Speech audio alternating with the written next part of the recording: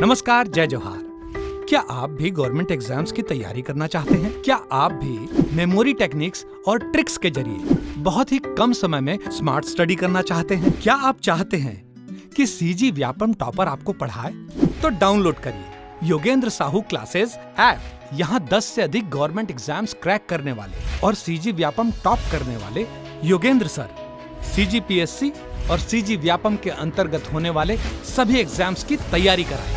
तो डाउनलोड करिए Yogendra Sahu classes app to be the best, learn from the best.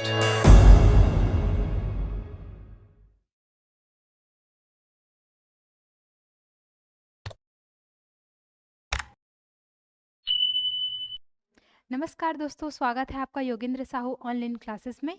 आज हम देखने वाले हैं छत्तीसगढ़ के जनजातियों से एमसीक्यू। हम लोगों ने पिछले क्लास में छत्तीसगढ़ के भूगोल से क्वेश्चंस किए थे। अब बारी है छत्तीसगढ़ की जनजातियों से, उसके बाद लोक कला संस्कृति देखेंगे, फिर छत्तीसगढ़ का इतिहास। ये सीरीज एग्जाम तक चलने वाला है, तो जिन्होंने भी अभी तक हमारे चैनल को सब्सक्राइब नहीं किया है, चैनल को सब्सक्राइब कर लीजिए और जुड़े रहिए योगेंद्र साहू क्लासेस के साथ। इससे आपकी क्वेश्चन प्रैक्टिस बहुत ही अच्छे तरीके से हो जाएगी। स्टार्ट करते हैं आज का पहला क्वेश्चन। सबसे असत्य युग्म है, मतलब कौन सा जोड़ी मिलान नहीं है? पहला क्या दिया है? सबसे पिछड़ी जनजाति अबुझमाड़िया, विकसित जनजाति आर्थिक तौर पर हलबा, सबसे साक्षर जनजाति बिजवार, सांस्कृतिक दृष्टि से समृद्ध जनजाति मुड़िया। तो इनमें सुमेलित कौन सा नहीं है, कौन सा असत्य है? तो ये पहला वाला तो सत्य है, सबसे पिछड़ी जनजाति अबुझमाड़िया है, ये तो सत्य है। विकसित जनजाति आर्थिक रूप से विकसित जनजाति हलबा है, ये भी सत्य है। सबसे साक्षर जनजाति बिंजवार, ये क्या है? ये असत्य है। तो इस क्वेश्चन का आंसर ऑप्शन सी हो जाएगा। क्यों? क्योंकि सबसे साक्षर जनजाति जनसंख्या की दृष्टि से अगर देखा जाए तो वो क्या है? उरांव है। लेकिन वही परसेंटेज के हिसाब से देखा जाए तो क्या है? हलबा है। ठीक है, सबसे साक्षर जनजाति उरांव को बोला जाता है, तो यहाँ बिंजवार नहीं आएगा। ठीक है, ऑप्शन सी क्या हो जाएगा? इस क्वेश्चन के लिए करेक्ट आंसर हो जाएगा। सांस्कृतिक रूप से समृद्ध जनजाति कौन सा है? तो मुड़िया जनजाति है। क्लियर है? दूसरे क्वेश्चन की ओर बढ़ते हैं। जनजाति विकास प्रशासन में माड़ा के अंतर्गत क्षेत्र शामिल है। हमारे छत्तीसगढ़ में टोटल 9 माड़ा क्षेत्र हैं। अब उसमें से कौन कौन सा शामिल है ये देखना है। बलौदा बाजार, नचनिया, कवर्धा या गौरेला? तो बलौदा बाजार शामिल है, नचनिया शामिल है, कवर्धा शामिल है। ये गौरेला शामिल नहीं है। 1 2 3, तो ऑप्शन देख लेते हैं कौन सा ऑप्शन में है। 1 2 3 ऑप्शन सी में। इसके साथ ही मैं बाकी के नाम भी आपको बता देती हूँ कि मैंने टोटल बताया कितना 9 माड़ा क्षेत्र है छत्तीसगढ़ में। तो एक तो हो गया बलौदा बाजार, दूसरा क्या हो गया? नचनिया, तीसरा क्या हो गया? कवर्धा, चौथा है सारंगढ़, गोपालपुर, 5 हो गए। उसके बाद महासमुंद 1 और 2, कितना हो गया? 7 हो गया। और आएगा गंगरेल,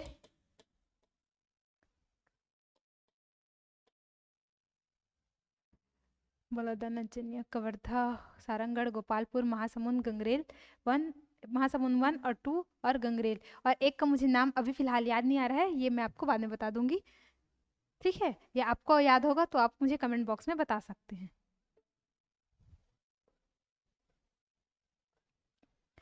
निम्नलिखित में से कौन सा एक सही नहीं है? देखिए, क्वेश्चन बनाते समय हमें हमेशा ध्यान रखना चाहिए कि क्या पूछ रहे क्वेश्चन, सही है या सही नहीं है, क्योंकि क्वेश्चन अधिकतर यहाँ से गलत हो जाता है।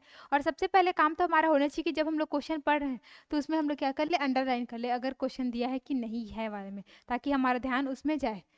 तो कमार विकास प्रकोष्ठ नगरी, कमार विकास प्रकोष्ठ भानु प्रताप, कमार विकास प्रकोष्ठ जगदलपुर, या उपरोक्त में से कौन सा नहीं?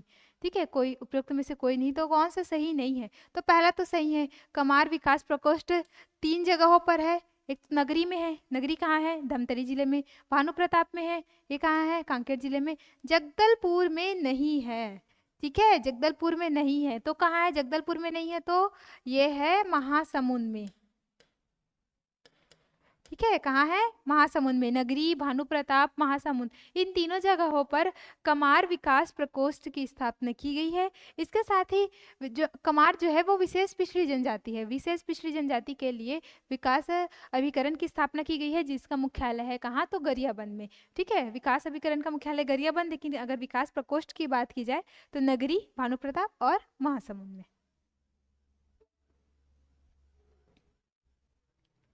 देखिए, प्रयोगशाला परिचालक में टोटल 40 नंबर का छत्तीसगढ़ आ रहा है तो 40 नंबर में छत्तीसगढ़ के हर पोर्शन से क्वेश्चन आएगा, चाहे उसका भूगोल हो, जनजातीय हो, इतिहास हो, सारे पोर्शन से क्वेश्चन आएगा। तो हमको कोई भी पोर्शन नहीं छोड़ना है, सभी की अच्छे से तैयारी करनी है, थ्योरी पढ़ना है, उसके साथ क्या लगाना है? ऑब्जेक्टिव लगाना है। तो इसके लिए आप बिल्कुल जुड़े रहिए हमारे साथ, हम आपको पूरा तैयारी करवाएंगे, क्वेश्चन प्रैक्टिस करवाएंगे। उसके साथ ही में साइंस का भी एमसीक्यू चल रहा था, वहाँ फिजिक्स का कंप्लीट हो चुका है, केमिस्ट्री का एमसीक्यू भी चल रहा था, बायो का भी चल रहा है। तो वो आपका पूरा 60 नंबर का तैयारी हो जाएगा। अगर आपको प्रयोगशाला परिचालक का कोर्स परचेस करना है तो योगेन साहू क्लासेस ऐप डाउनलोड कर सकते हैं, या फिर 8770123687 इस नंबर पर कॉल करके भी ज़्यादा जानकारी ले सकते हैं। अगर आपको सिर्फ एमसीक्यू चाहिए हो भी एक्सप्लेनेशन के साथ, तो उसके लिए भी एक कोर्स लॉन्च किया गया है जिसका फीस मात्र 149 है। साइंस एमसीक्यू विथ एक्सप्लेनेशन, ये आप परचेस कर सकते हैं अगर आपको एमसीक्यू एक्सप्लेनेशन के साथ चाहिए तो। और ये जो सीरीज़ चल रहा है, अगर उसका आपको पीडीएफ चाहिए तो वो भी आपको मिलेगा योगेन साहू क्लासेस में। इसकी फ़ीस मात्र 30 रुपये है। 30 रुपये में पूरे सीरीज़ का पीडीएफ आपको एक साथ मिल जाएगा।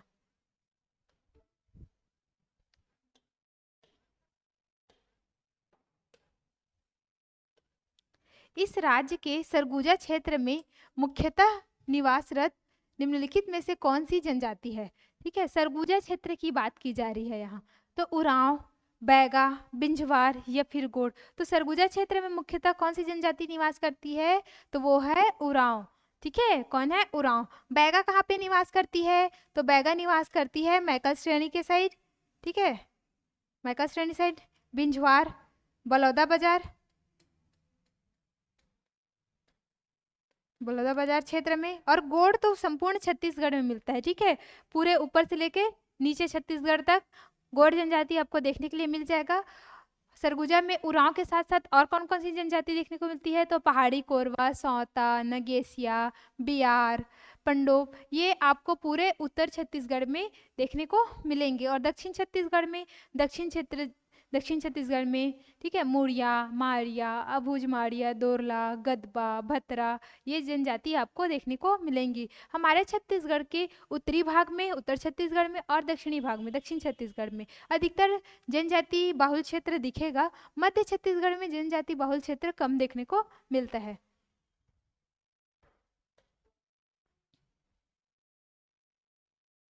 नगेसिया जनजाति मुख्यतः छत्तीसगढ़ के निम्न जिलों में पाई जाती है: दंतेवाड़ा, बस्तर एवं कांकेर, राजनांदगांव, कबीरधाम एवं दुर्ग, बस्तर, कांकेर एवं धमतरी, या फिर रायगढ़, सरगुजा और जसपुर। तो अभी मैंने बताया था कि नगेसिया जनजाति किधर मिलता है? उत्तरी छत्तीसगढ़ में मिलता है। तो जो दक्षिण के एरिया है उनको तो हम लोग ऐसे ही एलिमिनेट कर सकते हैं, जैसे बस्तर, दंतेवाड़ा, कांकेर, इसको एलिमिनेट कर दिए, इस वाले ऑप्शन को भी एलिमिनेट कर दिए। राजनांदगांव, कबीरधाम, दुर्ग में ये ऊपर क्षेत्र है क्या? नहीं, ये तो मध्य क्षेत्र है, तो इसको भी एलिमिनेट कर सकते हैं। कहाँ मिलेगा नगेसिया जनजाति? रायगढ़, सरगुजा और जसपुर में। ठीक है, एक अगर मैं रफ मैप बनाऊं तो यहाँ पे क्या है? जसपुर, सरगुजा और ये रायगढ़। अब ये जसपुर और रायगढ़ किससे सटे हुए हैं? तो ये सटे हुए हैं झारखंड से। ठीक है, तो ये जो नगेसिया जनजाति है वो झारखंड की मुख्य जनजाति है। ठीक है, कहाँ की जनजाति है? तो झारखंड की। और ये कहाँ निवास करेगी? जो झारखंड से ही लगे हुए एरिया रहेंगे, जसपुर और रायगढ़ में निवास करती है। ये नगेसिया जनजाति अपने आप को क्या कहते हैं? तो ये अपने आप को किसान कहते हैं।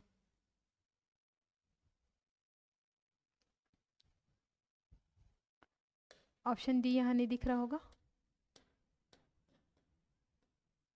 कुडास और किसान, इनमें से किस जनजाति की उपजातियां हैं? देखिए, उपजातियों से भी आजकल क्वेश्चन आने लगे हैं, तो हमको इसे भी रीड करना पड़ेगा। यहाँ दिया है कुडास और किसान, और पूछा गया है कि ये कौन सी जनजाति की उपजातियां हैं? मुंडा, हलवा, बैगा या फिर उरांव। तो ये कुडास और किसान उरांव जाति की उप जनजाति है। ठीक है, जो उरांव जनजाति है कहाँ निवास करती है? उत्तरी छत्तीसगढ़ में, सरगुजा एरिया में। और उसकी उपजातियां क्या क्या है? कुड़ास, किसान, इसके साथ में धनका, धागड़, कुड़ुक, ये सभी भी ये क्या है? इसकी उपजाति है। कौन कौन सा? धनका, धांगड़ और कुड़ुक, इसके साथ में कुड़ास और किसान, ये तो आपको याद ही रहेगा। किसकी उपजाति है? तो उरांव जनजाति की।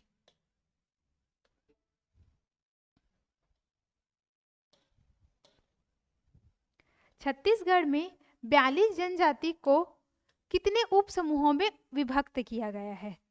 160, 161, 24 या फिर 42?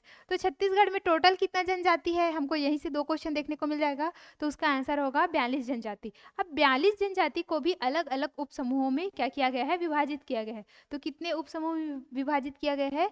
तो वो होगा 161 उप समूह। कितने उप समूह? 161। ऑप्शन बी क्या हो जाएगा? इसका करेक्ट आंसर हो जाएगा।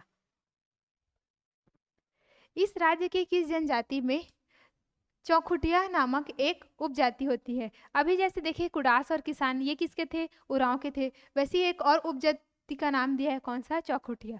ये किस जनजाति का उपजाति है? भुंजिया, भैना, भिंजवार या फिर सौता? तो ये है भुंजिया जनजाति का उपजाति। भुंजिया जनजाति के 2 उपजाति है, एक तो हो गया चौखुटिया और एक है चिंदा भुंजिया।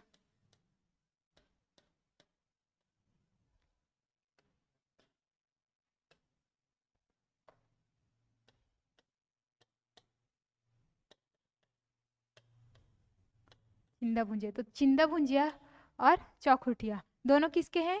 भुंजिया जनजाति के। और आप सभी मुझे कमेंट बॉक्स में बिंझवार जनजाति के उपजातियों के बारे में बताएंगे। किसके बारे में? बिंझवार के उपजाति के बारे में। आप लोग ज़्यादा से ज़्यादा कमेंट कीजिएगा आंसर देने के लिए, और साथ ही में इस सेशन को अपने दोस्तों के साथ भी शेयर कीजिए, उनका भी फायदा हो एग्जाम के आने तक, क्योंकि अभी पीएससी प्री भी आने वाला है, तो आपको क्वेश्चन प्रैक्टिस करना ही है। तो यहाँ से आप एमसीक्यू प्रैक्टिस कर सकते हैं। निम्नलिखित में से कौन मुंडारी भाषा परिवार का सदस्य है? देखिए छत्तीसगढ़ के जितने भी जनजाति है उनको 3 भाषा परिवार में विभक्त किया गया है। वो कैसा? देखते हैं, मैप के थ्रू समझते हैं।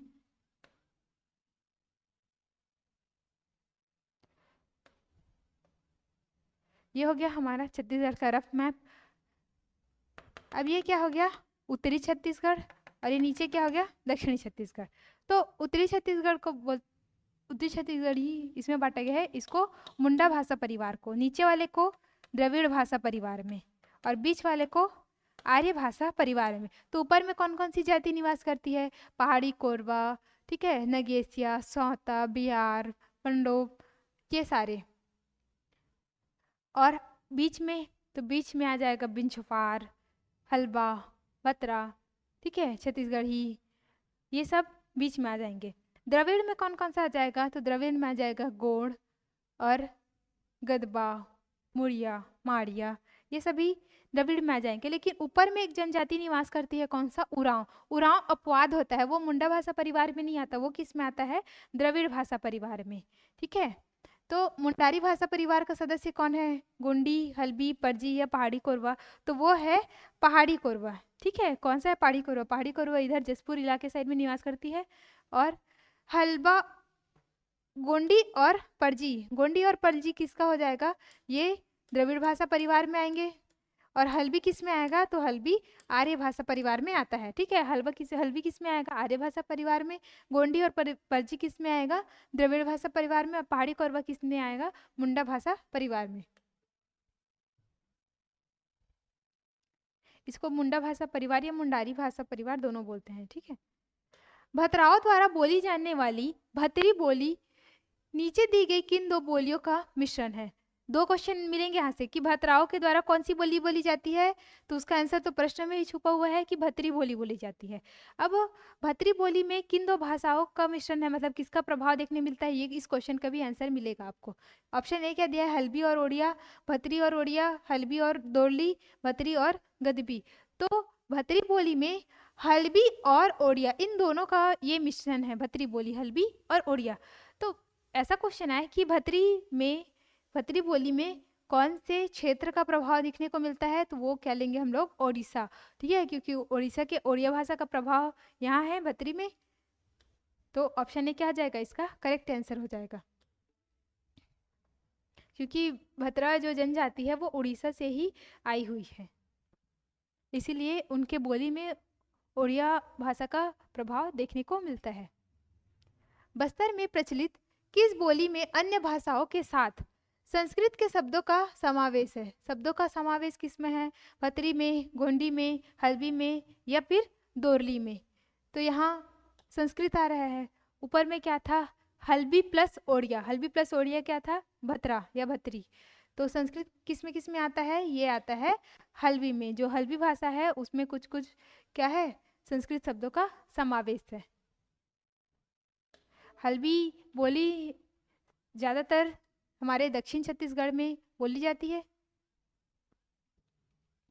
नेक्स्ट है, छत्तीसगढ़ की जनजातियों में निम्नलिखित कथन संबंधित है। छत्तीसगढ़ की जनजातियों में गोंड सबसे बड़ा समूह है, तो ये कथन तो बिल्कुल सही है, गोंड सबसे बड़ा समूह है पूरे छत्तीसगढ़ में, ये देखने को मिलेगा आपको। दूसरा क्या दिया है, जनजातियों का जीवन यापन मुख्यतः शिकार पर निर्भर रहता है, तो ये गलत है। सिर्फ शिकार पर नहीं निर्भर रहता, लघु वनोपज इकट्ठा करना, खेती करना, ठीक है, अस्थायी खेती करना या फिर अभी स्थायी खेती करना, इसके साथ साथ अपने शिल्पकला से जीवन यापन का व्यवस्था करना, तो ये सभी पर निर्भर रहते हैं, केवल और केवल शिकार पर निर्भर नहीं है। तीसरा क्या दिया है, जनजातियां छत्तीसगढ़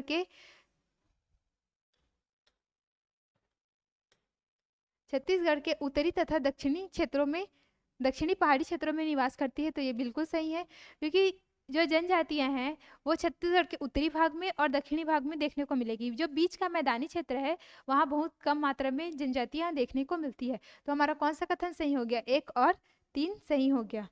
ठीक है, 1 और 3 सही है, ये ऑप्शन डी आपको दिख नहीं रहा होगा, 1 और 3 सही है, दूसरा तो गलत था हमारा। अब आप अपने परीक्षा की तैयारी को स्पीड दीजिए, क्योंकि अब मंत्रिमंडल भी गठित होने वाला है, मुख्यमंत्री का चुनाव हो चुका है। ठीक है, कि श्री विष्णु साय ये हमारे नए मुख्यमंत्री बनने वाले हैं, तो अब एग्ज़ाम तिहार भी स्टार्ट होने वाला है। तो बिल्कुल आप अपने परीक्षा की तैयारी को स्ट्रॉन्ग कर लीजिए, कोई भी पोर्शन आपसे ना छूटे, जो पोर्शन आपसे छूट गया है अभी भी समय है, उसको कवर कर लीजिए। नेक्स्ट क्वेश्चन है, छत्तीसगढ़ की सर्वाधिक जनसंख्या वाली अनुसूचित जनजाति कौन है? उरांव, गोंड, कंवर या फिर हल्बा? तो सर्वाधिक जनसंख्या वाली अनुसूचित जनजाति कौन सा है, तो वो है गोंड जनजाति। अब गोंड के बाद कौन आएगा, गोंड के बाद आता है कंवर जनजाति। ठीक है, गोंड के बाद कंवर, कंवर के बाद उरांव और हल्बा। ठीक है, तो सबसे ज्यादा जनजाति कौन सा है, गोंड। गोंड के बाद कौन आता है सेकंड नंबर में, तो कंवर आता है। ये वाला आप लोग याद रखेंगे कि गोंड के बाद कौन आता है, तो कंवर जनजाति आती है। नेक्स्ट दिया है, इसमें भी कथन दिया है और बताना है कि कौन सा कथन सही है। किसके संबंध में, तो गोंड जनजाति के संबंध में कौन सा कथन सही है, ये हमको बताना है। पहला क्या दिया है, यह प्रदेश का सबसे बड़ा जनजाति समूह है, तो ये तो बिल्कुल सही है, अभी पिछले वाले क्वेश्चन में ही देखा था ये कथन हम लोगों ने। इनका निवास सुकमा से बलरामपुर तक है, तो ये भी बिल्कुल सही है। मैंने बताया था ना कि जो गोंड जनजाति है वो उत्तर छत्तीसगढ़ से दक्षिण छत्तीसगढ़ तक सभी जगह आपको देखने को मिलेगा। तो उत्तर में क्या है बलरामपुर, दक्षिण में क्या है सुकमा, इनका निवास सभी जगह पे है। राज्य की कुल जनसंख्या का 17% गोंड जनजाति है, तो ये बिल्कुल सही है। छत्तीसगढ़ में जितना भी जनजाति का जनसंख्या है उसका केवल और केवल 17% क्या है, गोंड जनजाति है। राज्य के जनजाति जनसंख्या का 56% है। तो अच्छा, जो जनजाति की जनसंख्या है उसका पूरा 56% क्या है, तो गोंड जनजाति है। और हमारे राज्य का जो पूरा जनसंख्या है ओवरऑल उसका 17% क्या है, गोंड जनजाति है। तो चारों कथन क्या है, सही है। ठीक है, सबसे बड़ा भी है, सुकमा से बलरामपुर तक निवास भी करता है, राज्य की जनसंख्या का 17% है, और जनजाति की जनसंख्या का कितने प्रतिशत है, 56% है। 1, 2, 3, 4 ऑप्शन डी क्या हो जाएगा, सही हो जाएगा। नेक्स्ट क्वेश्चन है, जनजातियों की विवाह से हमको जनजातियों के सभी पोर्शन को कवर करना होगा। ठीक है, उनकी जाति, उपजाति, उनके निवास स्थान, उनका युवा गृह, उनके विवाह, उनके लोक नृत्य, लोकगीत, ठीक है, उनके 30 त्योहार, हमको सारे चीज़ें क्या करनी पड़ेगी, कवर करनी पड़ेगी, क्योंकि कहीं से भी क्वेश्चन आ सकता है। नेक्स्ट है, इस राज्य की कोरवा जनजाति उस विवाह को निम्नलिखित में से किस नाम से संबोधित किया जाता है जिसमें एक महिला किसी पुरुष के घर में जबरदस्ती घुस जाती है। ठीक है, एक महिला जब किसी पुरुष के घर में जबरदस्ती घुस जाती है, हट करके विवाह करती है, तो उसको कोरवा जनजाति में किस नाम से जाना जाता है, ढुक्कू विवाह, पैठुल विवाह, पोटा विवाह या अरुतो विवाह। तो उसको नाम से जाना जाता है ढुक्कू विवाह। ढुक्कू विवाह एक प्रकार का कैसा है, हट विवाह है। ठीक है, जबरदस्ती महिला क्या करती है, पुरुष के घर में घुस जाती है और शादी करने के लिए फोर्स करती है, तो ये किस में होता है, कोरवा जनजाति में होता है। पैठुल विवाह ये नॉर्मली विवाह होता है, लड़का बारात लेकर किसके घर जाता है, लड़की के घर जाता है, जो नॉर्मली शादी होता है वैसी है। पोटा विवाह, तो पोटा विवाह गौर जनजाति में होता है, इसमें जो है लड़की लड़का एक दूसरे के साथ भाग जाते हैं। इसको गंधर्व विवाह के नाम से भी जाना जाता है, गंधर्व विवाह, पोटा विवाह। अरउतो विवाह, तो अरउतो विवाह क्या है, विधवा पुनर्विवाह है। ठीक है, एक बार विधवा हो जाने के बाद जब दोबारा शादी होता है तो उसको अरुतो विवाह के नाम से जाना जाता है। बहुविवाह हो सकता है, बहुविवाह हो सकता है, पॉलीएंड्री, पॉलीजिनी, मोनोगेनी या उपरोक्त में से कोई नहीं। तो देखिए, पॉली का मतलब क्या होता है, पॉली का मतलब बहु होता है और मोनो का मतलब होता है एक। तो यहाँ तो बहुविवाह पूछा है ना, और इसमें क्या दिया, मोनोगेनी। मोनो का मतलब ही एक होता है। साइंस में हम लोग पढ़ते हैं मोनो, डाई, पॉली। ठीक है, मोनो मतलब एक, डाई मतलब दो, पॉली मतलब बहुत सारे। तो मोनोगेनी तो आएगा नहीं, तो थर्ड वाला ऑप्शन है। तो तीन तीन जिसमें भी दिया होगा उसको ऐसे ही कट कर सकते हैं। उपरोक्त में से कोई नहीं दिया है, ये भी गलत होगा। ठीक है, पॉली, पॉली का मतलब बहुत सारा, तो पॉली इसमें भी है, पॉली इसमें भी है। पॉलीएंड्री, पॉलीजेनी, बहुपति विवाह, बहुपत्नी विवाह, दोनों हो सकता है। तो एक और दो क्या हो जाएगा, सही होगा। ठीक है, ऑप्शन सी क्या हो जाएगा, सही हो जाएगा। देखो, इसमें 3 था, इसको काट सकते थे, इसमें 3 था, इसको काट सकते थे। 4 दिया है, 4 में तो उपरोक्त तो कोई नहीं है, तो ये वाला ऑप्शन भी क्या हो जाएगा, एलिमिनेट हो जाएगा। कंवर जनजाति में सुख क्या है, कंवर जनजाति में सुख क्या है, दहेज, दूल्हे की कीमत, ए और बी दोनों, इनमें से कोई नहीं। तो जो सुख होता है, सुख वधु मूल्य होता है, जो वर पक्ष के द्वारा वधु पक्ष को दिया जाता है। ठीक है, इसमें चावल, दाल, तेल, ये कुछ पैसे हो सकते हैं। तो क्या है, वो एक प्रकार का दहेज है, लेकिन वो किसके द्वारा दिया जाता है, वर पक्ष के द्वारा वधु पक्ष को दिया जाता है। निम्नलिखित जनजातियां और उनके युवा गृहों को सुमेलित करना है, तो सुमेलित करते हैं। इधर जनजातियां दी है और इस साइड क्या है, उनका युवा गृह है। तो परजा जनजाति का युवा गृह, इसको क्या बोलते हैं, परजा जनजाति की युवा गृह को बोला जाता है धांगा बक्सर। क्या बोला जाता है, धांगा बक्सर। और भारिया जनजाति का, तो भारिया जनजाति का जो युवा गृह है उसको नाम से जाना जाता है घसर वासा। उरांव जनजाति का, तो उरांव जनजाति का तो आप सभी को ही पता होगा, इसको धूमकुरिया कहा जाता है। और भूया, भूया जनजाति के युवा गृह को बोला जाता है रंगभंग। ठीक है, परजा, धांगा बक्सर, भारिया, घसरवासा, उरांव, धूमकुरिया और भूया रंगभंग। तो ये आप सुमेलित कर सकते हैं। और ये अंतिम प्रश्न है आज का। और कैसा लगा वीडियो आप सभी कमेंट बॉक्स में बताएंगे। इसके साथ ही बिंजवार जनजाति की जो उपजातियां है उसका नाम भी आप लोग कमेंट बॉक्स में बताएंगे। लास्ट क्वेश्चन क्या है, माथे पर गोदना किस जनजाति की विशेषता है, माथे पर गोदना गोदवाना किस जनजाति की विशेषता है, मुरिया जनजाति, बैगा जनजाति, कमार जनजाति या फिर बिंजवार जनजाति। तो ये विशेषता है बैगा जनजाति की। ठीक है, बैगा जनजाति की जो स्त्रियां होती है वो माथे पर गोदना गोदवाती है। तो गोदना गोदने का काम कौन करती है, तो गोदना गोदने का काम बाती जाति की महिलाएं करती है। इसके साथ ही में ओझा, कुंजर, ये लोग क्या करते हैं, गोदना गोदने का काम करते हैं। हमारे छत्तीसगढ़ में सर्वाधिक गोदना प्रिय जनजाति कौन सी है, तो सर्वाधिक गोदना प्रिय जनजाति बैगा है। लेकिन सर्वाधिक गोदना गोदाने वाली जनजाति की अगर बात की जाए तो वो आता है कमार जनजाति का नाम। ठीक है, तो आज के लिए इतना ही, मिलते हैं नेक्स्ट वीडियो में। इसके लिए बने रहिए हमारे योगेन साहू क्लासेस के साथ। धन्यवाद।